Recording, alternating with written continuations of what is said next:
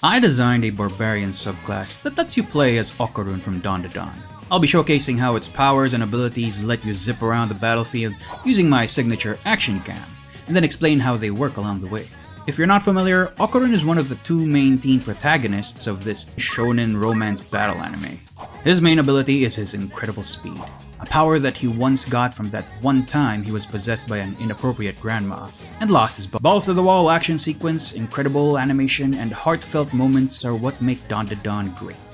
So if you want a piece of that at your D&D table, well, you've come to the right place. This is my wife is DMC, I'm V, and let's take pop culture to pen and paper with today's Husbando Homebrew, The Path of the Spectral Glint.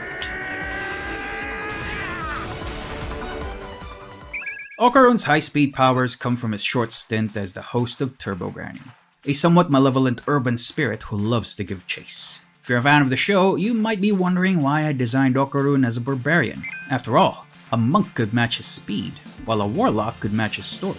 But neither of these classes felt right for me. The speed of a monk is constant, while Okarun needs to transform first. And to me, that just sounds like the barbarian's rage feature. Okarun never made a pact with Turbo Granny either. And trust me, I don't think it's ever crossed his mind. See, his powers are the remnants of Turbo Granny's powers, like water left in an empty glass. And a character who channels these lingering powers is the narrative hook that anchored my design for the Spectral Glint. As for monks, I'm saving them for a psychic subclass for Momo or an evil spirit subclass for Gigi, although Gigi strikes me more as a warlock. In any case, if this video does well, I might get to them sooner. If that sounds cool to you, well, are you comfy at the table? Let's fire up the action cam and see how the Spectral Glint plays. Welcome to the action cam! Okarun and Momo are being chased by a giant truck-sized crab, possessed by the angry spirit of Turbo Granny. They deliberately goaded the wraith toward the fringes of its spiritual territory, weakening it enough to pacify it with a shamanistic ritual. The pair arrives at the highway near the city limits. Momo immediately sets up the ritual, while Okarun has to protect her while keeping the creature at bay. For this fight, Momo will be taking her turns to perform the ritual, and failing to protect her will lead to a game over. Okarun, on the other hand, will be a level 6 barbarian using the sage background and the tiefling species. I know it's not the optimal choice, but I'll explain why after this action cam. But to make up for his MAD, let's give him the Charger feat to bring up his strength to a +3. His stats look like this. Meanwhile, the weakened Turbo Crab will use the Otyug stat block from the SRD, which is quite a challenge when taken on 1v2. Round 1. Okarun's hair slowly shifts in coloration as a toothy mask forms over his mouth. As a bonus action, he activates Rage, crouching down and summoning the phantasmal energy within him. As part of activating Rage, Okarun uses the Running Start feature. This lets him cast the Expeditious Retreat spell on himself, even while Rage is active. Okarun immediately dashes, running circles around Turbo Granny for a total of 30 feet. This is the core feature of the Spectral Glint called Spectral Velocity. It allows Okarun to accumulate a new resource of the same name every time he covers 10 feet of distance. It's not infinite, however, since he can only hold a maximum of 4 at level 6. Okarun rushes 10 more feet in a straight line and launches an unarmed strike towards the massive crustacean. His fists strike true, and this is where the fun begins. First, the ghostly energy around his strike lets his unarmed strikes deal 1d6 force damage. As part of the hit, he'll use Phantasmal Strike, expending 2 of his Spectral Velocity to add 2d8 force damage. And thanks to the Charger feat, this boosts the damage by another d8. With Rage damage, Extra Attack, Charger, and Phantasmal Strike firing on all cylinders, Okarun cracks Turbo Krabby's shell with 28 force damage.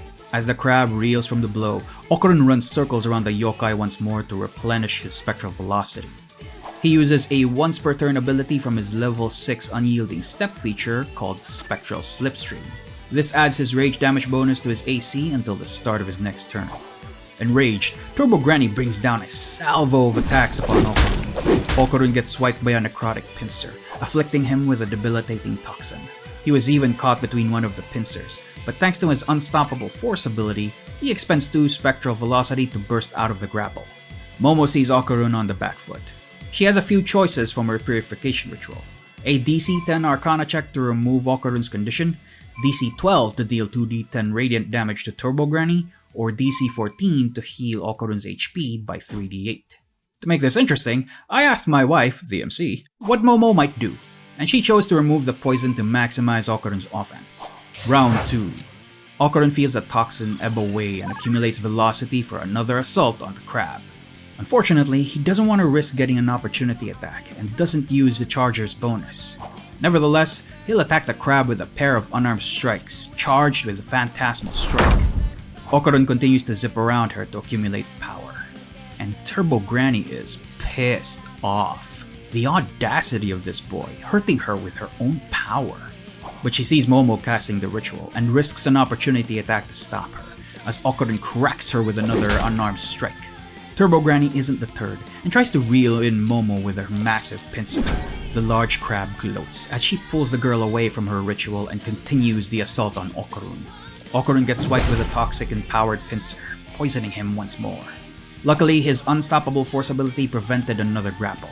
Momo is hurt with 33 HP remaining, while Okarun is bloodied at 26. Unfortunately, she can't continue the ritual unless she's at the border of Turbo Granny's territory.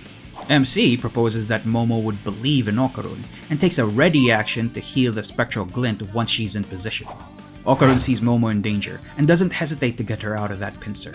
The rules on grappling are a little nebulous in 5e 2024, specifically for situations like this. Since Momo can willingly fail a saving throw to get grappled by Okarun, it'll be Turbo Granny doing it instead to try and keep her locked down. Okarun expends 1 Spectral Velocity and uses Speed Grasper to add his rage damage bonus to his grapple DC. Okarun pulls Momo out of that pincer and runs to the ritual spot. But Turbo Granny won't let him get away and tries to swipe him with a tentacle and narrowly misses thanks to Okarun's Spectral Slipstream. Another benefit of Speed Grasper is that grappling another creature of the same size or smaller doesn't hamper Okarun's movement. As soon as Okarun reaches the ritual spot, he releases Momo and the team immediately gets to work, healing the Spectral Glint. Momo puts him back in fighting form, as the Spectral Glint hunkers down and takes the dash action to rush toward the giant enemy crab. But instead of attacking, Okarun will use Speed Grasper again to make sure Turbo Granny doesn't interrupt Momo's ritual, and grapples the large crustacean instead.